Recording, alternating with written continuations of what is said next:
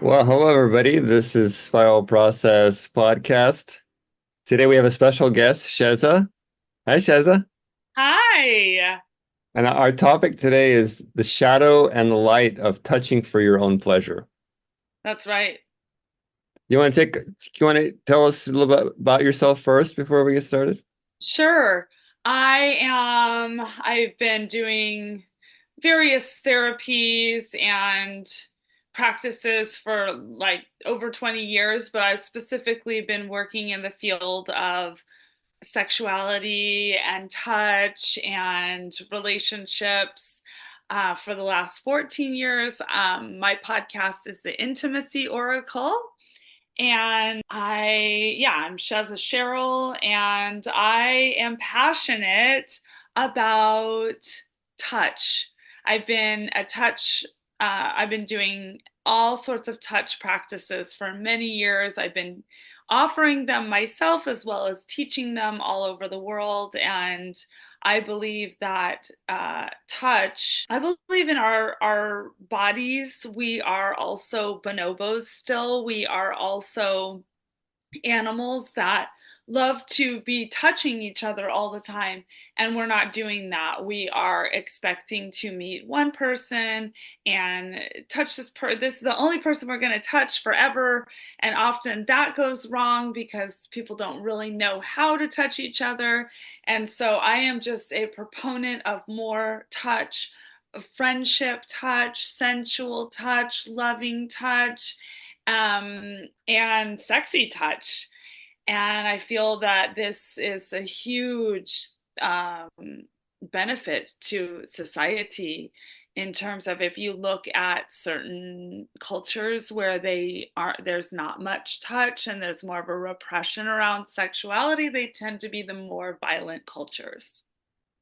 Yeah, I mean that's a great place to start. I just want to respond and say that I do feel like it's maybe coming back a little bit, even in the kind of psychotherapy world, there's more advocacy for touching in therapy. I think there was maybe a time that there was a culture of like getting sued and liability and stuff. I think maybe we're crawling out of that slowly because like if you slip and fall in a business, the liability is on the business owner for like having a wet floor or even like at the children's park because they could fall. There's Yeah. like we have a culture of liability and Hmm. don't get sued. So I think for a long time, I don't know what the time period, but particularly in psychology, psychotherapy, there was like a big discouragement of, oh no, don't touch your client because you might get sued or there's litigation and oh like you might be framed as like abusing them or something like that. Yeah. Um, but now I think there's a recourse like even in some of the trainings that like I've had to take just for practical reasons where they're saying, oh well, you can't not touch just because you're afraid of being sued. Mm, Which is I think is a good direction. I mean, that's a good step. I think so. Anyways, I'm just saying I totally agree with you because it's a very like co-regulative and natural thing to do to touch each other. You know. yeah. Yeah. And the problem is that shadow piece that we're going to get to when we talk about touching for your own pleasure. That shadow piece is, it's the fact that we have a culture where so many people have trauma around being touched inappropriately. And so many people have abused through touching someone else without really understanding what their true intention is. And it could be that they just don't understand it or that they've intentionally touched in a way that was harmful. But even before that, it's just like touching without intention, without understanding where you're at, then has created so many problems. So now we're trying to rectify that and become a cult. Well, I would love to be in a culture where we can touch, and it's a beautiful, honoring thing. hmm Yeah, and it makes me think of also the trauma, like you said, trauma, like the people who maybe touch somebody without knowing themselves probably were touched in a like or had been touched in a way that they didn't feel sensitive, or somebody wasn't sensitive to you, so then you're kind of insensitive to somebody else, perhaps, or something, right? Yeah, and I've worked with a lot of people. It's not always that I've worked with a lot of people who are coming out of shame around the way that they've touched someone else inappropriately. And it's not always that they were like sexually abused, but there was always trauma, a shame. There was always some kind of shame around their sexuality, where they are. And then out of that shame comes really, it's not good touch does not come from shame. It's the opposite of the vibration of loving, delicious touch. Yeah, so where do you want to go from here? How do we get around that? Like, what's the what's the remedy? Well, the remedy is okay. There are so many remedies, but the first one is that we have to understand, we have to start healing shame.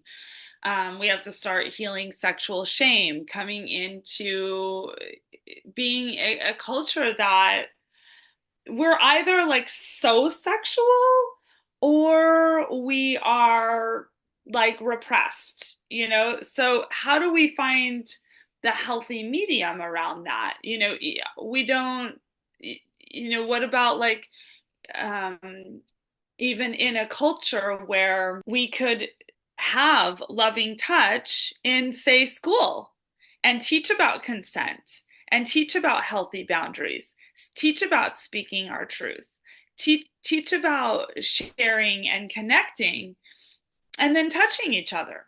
I mean, that would be an amazing place to start. I would love, love, love to see kids having loving touch classes and really learning how to do that. So that's like one way to start, and just making massage just an obvious thing that everybody needs.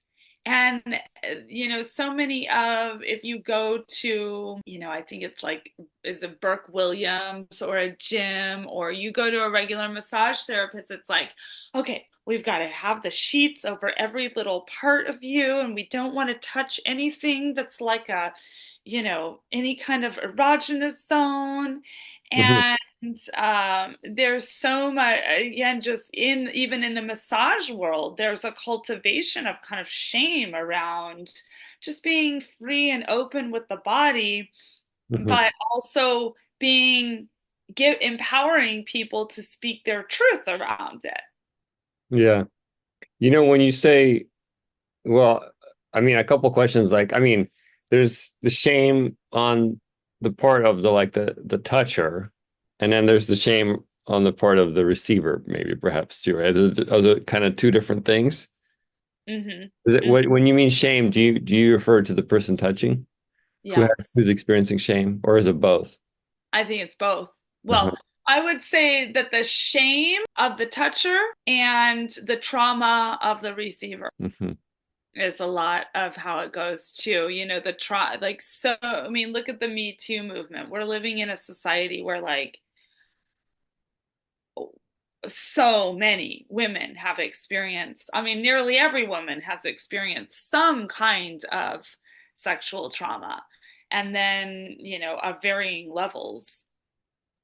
And then, you know, how do we create, help women to clear that trauma out of their bodies, and then awaken their pleasure, awaken their ability to be in their pleasure. Hmm. And that my pleasure, if I'm experiencing pleasure, that's a beautiful thing. It doesn't need to mean that that you are trying to get something from me. But that's also where we're headed, is that there's something really good about when we try to get something from touch. But we have to clear all of these shadows out first. What's coming up is also like one of my interns, she did some research about how like women have this I think it's related to like oxytocin, or there's some kind of biological process. There's like a bonding hormone where like women are more prone to be like accommodating or like to adjust themselves in order, and that's like a natural, like it's a very primordial process where like you like stay with the man for the survival of the children and the family, like you kind of accommodate, and it's so powerful because it's like on a biological level, so you're like kind of like prone to do that. And Yeah. I'm thinking like as far as boundaries goes, like even with children or you know people that like if I like for instance, let's say if I like engage with you and I say or I touch you or something and maybe you don't really feel all that comfortable with me touching you, um you know you may feel obliged to like accommodate because of like almost on a political level because you're thinking, oh, well, if I say no, like, what if I'm not going to be on good standing with you now? And what does that say about me in the community? Will I get kicked out? Or will I not be as popular? Or will I not have the same treatment in the community because now you're going to be upset with me? And so, like, a lot of people I think have trouble saying no because there's a deeper sense of like, I'm going to get excluded if I don't accommodate this Right. experience, right? Is that what do you think? Well, I mean, that's why we need to empower people and tell Right. them that this is a good thing to say no. That no is you cannot actually truly say yes until you are able to say no. And so again, there how much nonsense are we teaching kids at school that means nothing and we're not actually teaching this basic skill that no is a powerful thing to say. And no actually is what creates communities. If people are people pleasing and doing things because they're scared of being left out and there's that, deeper thing coming up, then actually this is the breakdown of community. This is the breakdown of society. Boundaries and consent is the foundation where people are able to say no. And on the other side of that, we need to be saying, and I guess that this is more of like the masculine role, although it can also, it could be any gender, but the masculine role is more about consciously releasing my own shame and my own also releasing the desperation that comes from feeling isolated and feeling a lack of touch. I think that this is a huge thing as well, as so many people are so hungry. It's like I'm starving to death and I feel, Depravity, deprived or something, right? yeah. And Yeah. so Yeah. this is teaching also that role to do their own inner work so that they can hold the space to really find out what is this other person's yes and what is this other person's no. And so that you only actually want to touch someone else when they're a full yes, hmm Yeah, because totally. not really, there's nothing yummy about it if it's not. Yeah. I mean, and that's a difficult thing. I mean, well, a couple things. Well, like the depravity thing for men and or people, I think that's a difficult one because I think to let that go requires some kind of community support or as I think letting go of depravity is not an easy thing to do. You can't just be like, okay, well, you know what? I'm gonna be enough for a moment. Like sometimes you're just like drowning in depravity, right? So I think maybe men need to be with other men or you know how to fulfill that. But I think the other thing just real quick, going back to the that other point we were talking about as far as saying no, I agree with you. I think that well, we need to say no, and I think we need to there needs to be courage to while facing the fear of being excluded. And that requires courage. It's just like, okay, I don't care. Like I'm not okay with this, and I don't care if you kick me out of this group. Like I'm not doing it. Mhm. And I that requires courage, one, but I also think, and I think me and you had talked about this offline too or maybe hinted on it, but like I think another problem in society, maybe you mentioned Me Too movement, is that I think when we rely on the like big brother or like political correctness or something, I think that's also not a way out because it's like if people don't know how to say no, and instead they create these systems where it's like, oh, well, if there's somebody who's going to have like, inappropriate touch, then the society is going to shame them or something, or like you're going to be labeled as like relying on more of like the societal structure to create that safety. I think that's a bit of a trap because it doesn't force you to actually confront why it's difficult for you to say no, and instead Yeah. instead you're going to say, oh no, the community leaders should be watching out for that, or the city, or whatever, Yeah, that's structure, right. right? Absolutely. Rather than like saying, this is my responsibility, I'm not into it. No. Yes. Yeah. Yeah, Yeah, and I think maybe it almost disempowers people when the societal structure is the one that's responsible. that's so true. Isn't it? Absolutely. Yeah. Yeah. Yeah. Yeah. You are responsible for your yes and no. Everybody. Right. And of course, there are still going to be situations where, that is taken. And that's really the shadow side of the touching for your own pleasure is rape and molesting children and all of this. So it's there are certain situations where of course your no is just completely disregarded. But teaching people to be able to, I mean, I have to say that my family were really strong, teaching me right away, if anybody does anything to you, you say no and you run away. And I remember there was a man, I've never spoken about this before, but there was a man who was definitely, he was an older man. He was definitely hitting on me, and he was definitely trying to make his way to do something with me. I could feel it. And I was just like, absolutely no, and really like strong about it. And I do think that that was because I was taught. I think that, everyone needs to be taught. If somebody does something to you or touches you inappropriately, it is your right, but also your duty to speak up about it and teach kids that from a very young age. Yeah. Yeah, it was funny. I heard at the last sauce party there was so I think it was somebody Bez or somebody said something like, I like this term. She was like, oh, you have two legs and you can use those two legs to walk away. So it's like a focus on agency. It's like, what do I need to do right now that's within my reach, within my like vector of self-determination? Not I'm gonna go tell on you, or I'm gonna go tattle on you so somebody else can set my boundaries for me or something. That's not to say that in certain situations, like you said, maybe you have to get help.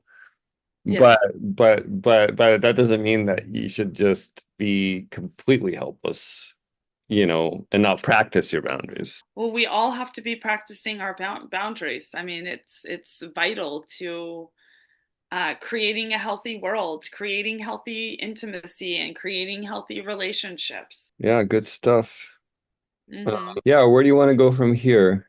Well, let's dive into what touching for your own pleasure is. Okay. So, to me, what touching for your own pleasure is, almost all massage, or all like in our society, massage is all about giving. So, you're going to come to me and you're going to receive my touch, and it's about me giving to you. You're the one in the pleasure, and I'm the one who is uh, giving you the pleasure. Mm-hmm.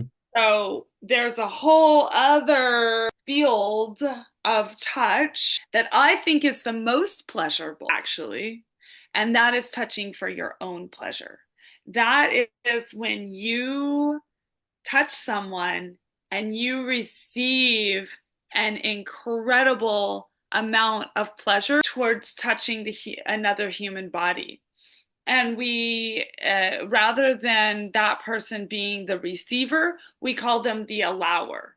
They are allowing somebody to touch their body.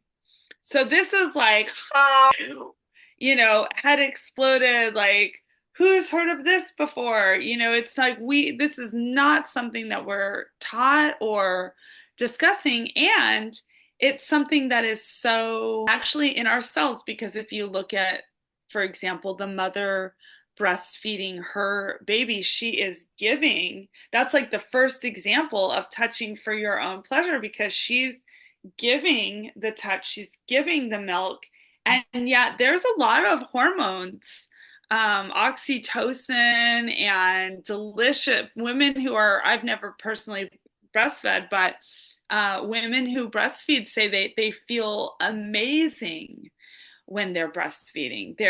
So that's like the first sort of touching for your own pleasure, that wow, I'm giving and I'm also receiving a lot of pleasure from doing this. Hmm. So I think it's deep in ourselves that we love to touch. I absolutely love to touch. And, I've given thousands of sessions. I've long lost count of how many touch sessions I've offered in my life. And the reason why I've done it, and the reason why I've been successful, and the reason why it has been such an incredibly beautiful part of my life is because I love touching for my pleasure. Hmm. Yeah, I mean, I think I've naturally felt that way. When I'm touching my partner, I definitely find myself getting a kick out of it. So I think it is probably natural. I think maybe people fall into complexes where they feel maybe a sense of obligation or something, or you're kind of forcing yourself, or because yeah. Anyways, I just want to say I understand what you're talking about because I feel it Mm-hmm. when I touch. I like it. Yeah, yeah. And I think that most people do, but we're not taught this and we're not discussing it. So it's gone into the shadow. And then with all this sexual abuse and all of this, it's just like put it so deep in the shadow that when people bring it out, recently we were at a workshop that I was teaching, and a lot of people reacted that, and reacted when I taught that part of it, and that happens a lot. Not maybe in that was quite an intense experience for a lot of people, but even in the most safe container, it's as if a lot of people actually have to reprogram their entire mind to actually believe that touching for somebody else for your pleasure could be actually healthy and healing for everyone. Hmm. Hmm. Yeah, I mean, and I'm wondering if you wanted to touch on this theme that we had talked about offline about like this whole like over consenting about how Yeah. that if you have to well, consenting I think is great, but I think that if you're in a relationship and you're actively in kind of you're experiencing something with somebody, and I'm I'm under the impression that like if you have to reconsent every very frequently, it says something about how maybe you're not paying attention to them. Yeah. Um, because if you're attentive and you're watching and you're feeling and you're smelling and you're looking and you're hearing and all the different things that you could possibly from all the senses, you kind of are getting a lot of information about whether, because they feel like something people might lean towards you or emote something or like moan or something, which is kind of communicating to you whether they're enjoying it or not. And I Yeah. think that, if you have to keep asking, is this okay? Is this okay? Is this okay? Is this okay? It almost sort of sanitizes and or really emphasizes how disconnected you feel Mhm. because you have to keep using the verbal affirmation instead of like using other forms of communication to sense into like, are we connected or not? Absolutely. And so this is where we get into teaching attunement. Right. That Like I can feel you and I can sense you. And if you're not loving something, check in. And but generally it's like, or if you're not if somebody, if you're feeling that someone's not loving it, pull back and, attune to the energy, attune to what feels amazing for someone. And this is like a deep embodiment practice, that in a way you can't really learn it through your head. You have to practice it. You have to sit with somebody else and be in the practice of attuning to, where they're at, and then offer the touch according to that. Yeah, I think you're right. And I think people like, especially the toucher, needs to maybe practice like paying attention to micromotor movements, like a little shrink or something that's not overt, because I think that maybe those are the signals that are often missed, which then, lead to feeling not necessarily abuse is a big word, but like maybe situations where it feels uncomfortable or unwanted or something, and so I think people definitely need to be. I mean, I think this is where like mindfulness practice comes in, and then like just being more somatically oriented, like how to notice little subtle micromotor movements that are indicating responses in the Hmm. other person, Right. right? Yeah. Yes. And how that's like a key to really hot, yummy, delicious sexual connection, hmm or hmm just loving touch that is on a friendship level too. hmm And I think the other thing is interesting you said about I like the word allower because in my practice at spiral process we that's a big staple, like the allowance is like a very like universal theme of like non-resistance. In that it's not just sexual or touch, it's just like generally like allowance is just a cool state to be in because you're just not shrunken up or protected, you're just in a state of allowance, you're just like but but it's interesting. I'm pretty sure you're aware of like the one taste people, like orgasmic meditation, Uh-huh. something about how sometimes we can get really hung up on really trivial particularities that are actually illusory. For instance, like the receiver might have like these hang-ups like, oh, the light is just too bright, or oh no, it's too cold, or oh, and these little things. And she talks about how we have to kind of move in a way like beyond our own resistance to the Totally. experience. And Yeah. instead of being irritated and like, hey, you're not doing it right or whatever. So we're Mhm. and that's the other side of it too, right? Like for the It's receiver. absolutely the other side of it. And I was actually, I was recently with my lover, and I was like really stressed about some stuff going on in my work, nothing to do with him, nothing to do. And we were like, making, we were like, he was massaging me and loving me, and then he just stopped. And he was like, I felt like you didn't want it. I was like, it's not that I don't want it, it's that I need to go beyond my resistance to get in the mood. And that requires that, yeah, I maybe I don't want it right now in this moment, but if we keep going, my body will warm and my body will open up and my body will enjoy this. But this is obviously stuff you're talking about when you're in an actual partnership. But I almost think like touch and anywhere from like just massaging all the way up to, having full on sex with your partner, the whole field often requires us to sometimes see it like going to the gym. Not something you necessarily want to do right now, but once you get there and then you do the practice and then you come out of it, you're like, dude, I feel a billion times better, and you're loving life, your mind feels good, body's feeling good. And so, yeah, we have to sometimes get through some of our own resistance if we really want to have yummy, delicious intimacy. Mhm. Well, and that's awesome that you actually know yourself enough to want to just, keep going to move through the resistance because I guess some people, if you're not aware, you would act on that resistance and then just like push your partner away or maybe actually fall for your own frustration and actually have them do all these things like, oh, turn the light off or this or do like make these adjustments, but they never really do anything because it's not really about outside about you Hmm. just feeling irritated or something or Yeah. just stuck. And Yeah. so yeah, some people actually just, stop or don't or just don't have the experience because the resistance doesn't let them, Yes. which is tough. Yes.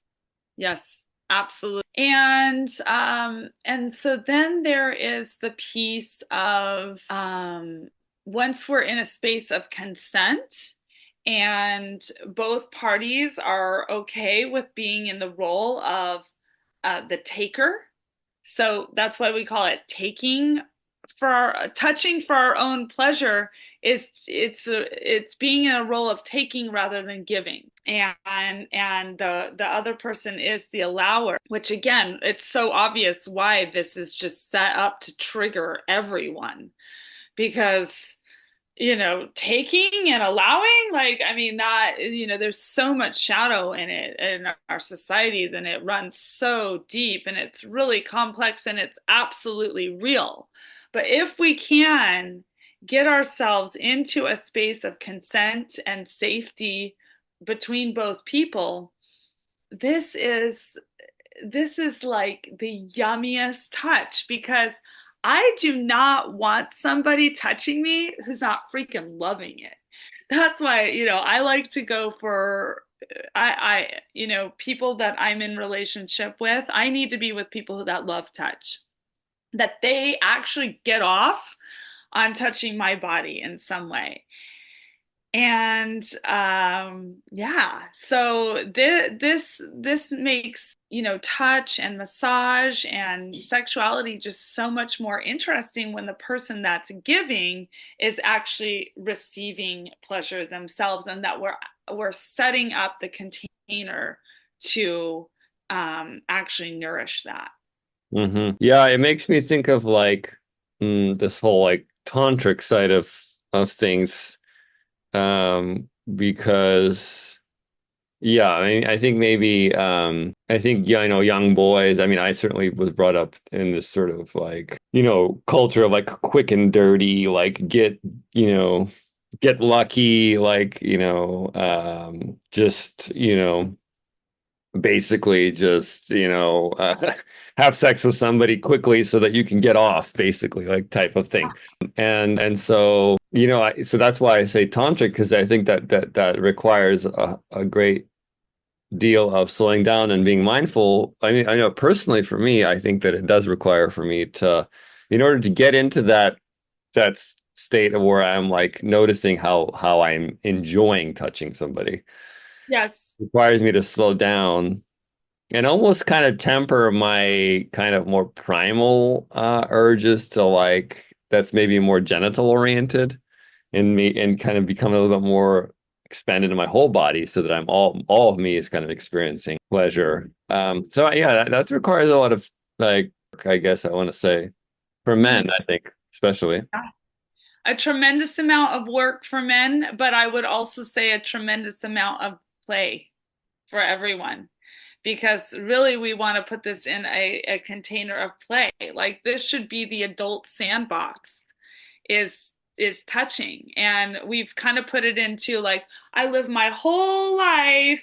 And then maybe if I get lucky, I'll get a little something over here. Whereas, what if touching and intimacy was just part of our daily life and we were just touching and loving each other up and getting so much pleasure from that on both sides?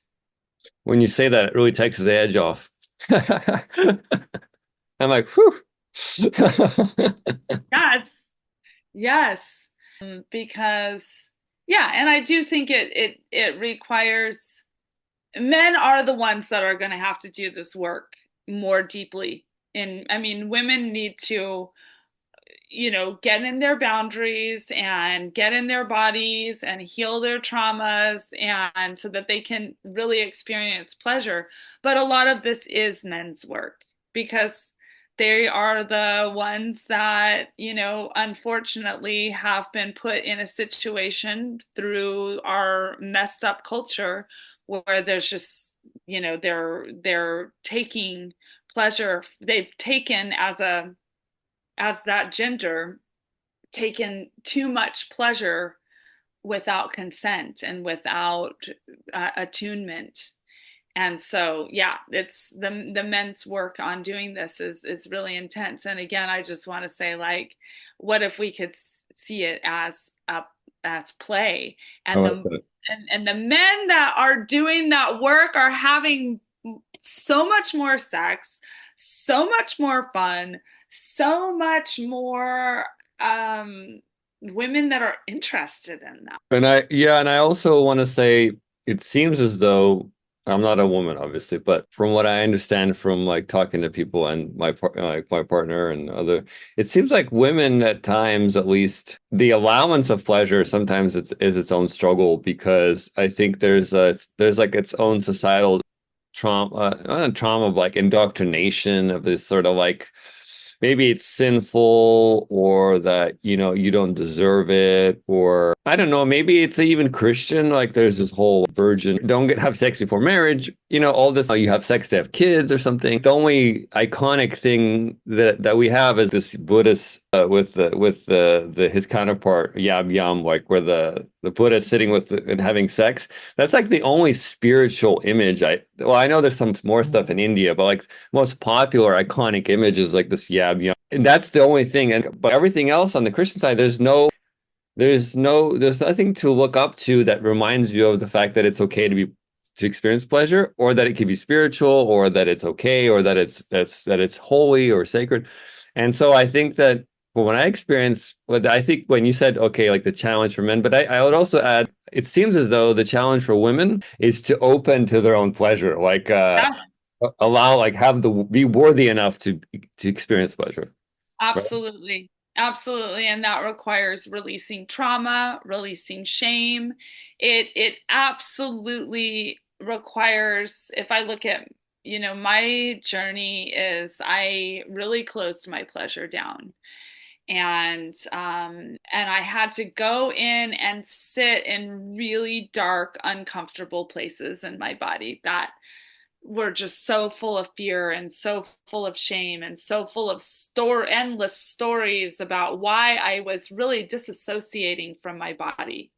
I was constantly disassociate. I was like, I would be having sex and I would be thinking about 25 other million things, and I couldn't really be in my body. And so when I really was feeling and releasing, and now I just love being in my body, and pleasure is just really easy for me, and it doesn't have, and it's not, to me it's also reclaiming that pleasure is not just that one hit wonder orgasm. And I think that is such a problem with how we're kind of like teaching sex, is like, okay, you got to get to this, and both Yeah, parties, like, okay, I've got to, like, I'm just trying to get to that big O. got to And get there. Mhm. I hear people talking about this all the time. Yeah, And that's a whole other problem, right?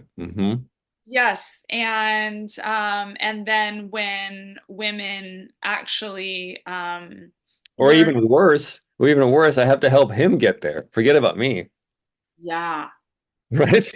oh yeah, exactly. Exactly. It's just all about, yeah. Oh my gosh, there's so much around this. So Yeah, women can open to their own pleasure and just learn how to cultivate pleasure without even touching their yonis. Without, this is not, we're not even talking about anything to do with your genitals.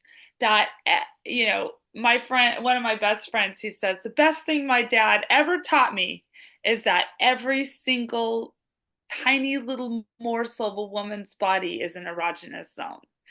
And so both everybody reclaiming this, but especially women, that my whole body is a sensual tool for yumminess and deliciousness. And then you can really, when you're safe in your own body and you're open to pleasure, then you can just allow somebody to enjoy your body. And it's like you're a little fruit that just loves to be eaten because, fruit loves to be eaten. That's why it's beautiful and juicy and delicious. That's great. I love that. Yeah, and for men too, I find I've never done it successfully, but I noticed that when I don't have an orgasm for a long time, Mm. I can almost feel like I can just sit there, and if I like meditate enough, I can just like orgasm just by sitting there. I know it's been done. That's what they say in the texts and stuff. That would be Yeah. cool, you Yeah, know. yeah, absolutely. I mean, I teach that actually. Men had to have or because I think that the thing is that we have an orgasm is bigger than that big explosive thing. If we actually bring it down, an orgasm is more around here. That orgasm expands. And so maybe it's not that boop, but it's more that boof, this expansive pleasure that is available in our bodies. Mhm. All right. Well, let's go ahead and wind it down here. Uh, Yeah. Thank you so much for having this conversation. I've had a lot of fun Yes, me too. and fun rules. Yeah. Thank So nice and so great to connect with you. Thank you so much for having me. All right. Take care.